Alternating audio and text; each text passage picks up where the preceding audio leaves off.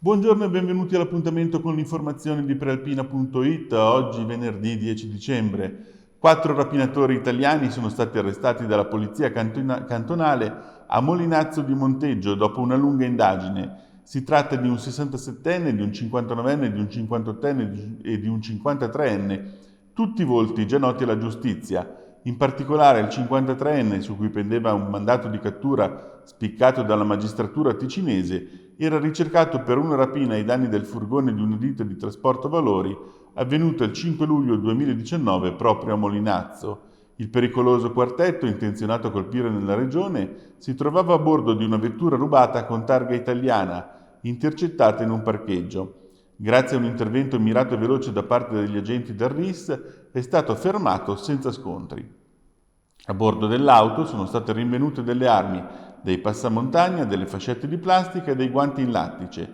Le ipotesi di reato nei confronti della banda, secondo la legge elvetica, sono tentata rapina aggravata, atti preparatori punibili di rapina, furto d'uso e infrazione alla legge federale sulle armi.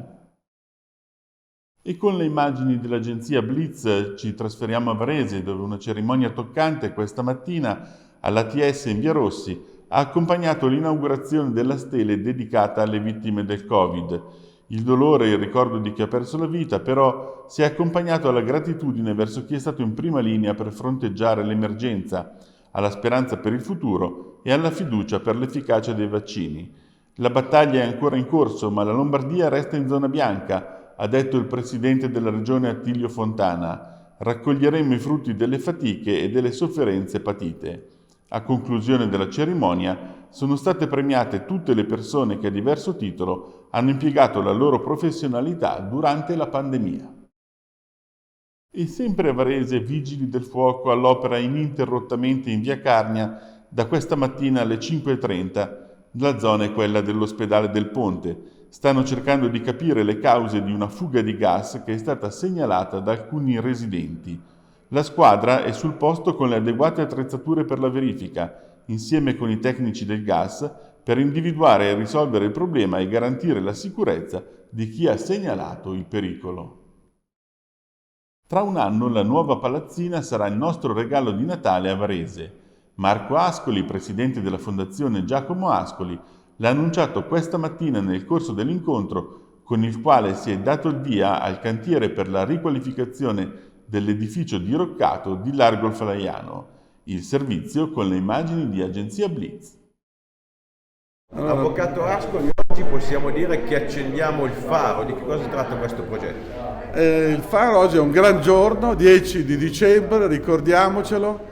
Si apre il cantiere per la ricostruzione di questa palazzina abbandonata da anni, oramai degradata, e noi cerchiamo di la ristruttureremo con un cantiere che si apre oggi alla presenza delle maggiori autorità del luogo, l'avvocato Fontana, il governatore, il sindaco di Varese, Emanuele Monti, il rettore magnifico dell'università, per poter avviare questi lavori e poter offrire alla cittadinanza di Varese, alla sanità varesina e a tutti coloro che entrano in Varese un'accoglienza decorosa e non più una palazzina che segna il degrado del posto. Quindi questo è molto importante per la qualificazione di Varese.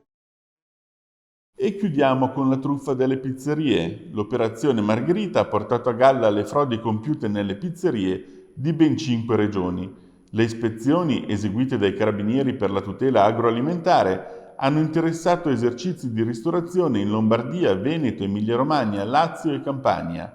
I militari hanno verificato irregolarità nella presentazione dei prodotti al consumatore, sulla rintracciabilità degli alimenti e sull'indicazione degli allergeni. In molti casi è stato riscontrato che, seppur i prodotti nel menù fossero spacciati per DOP o IGP, gli alimenti utilizzati non erano iscritti a nessun circuito tutelato. Per accertare le irregolarità, i carabinieri hanno sequestrato 45 kg di prodotti agroalimentari. 5 titolari di famose pizzerie gourmet sono stati denunciati per frode e ora dovranno pagare sanzioni che raggiungono i 9.500 euro. Bene, con questo è tutto. L'appuntamento con l'informazione di prealpina.it torna questa sera alle 19. Buon pomeriggio!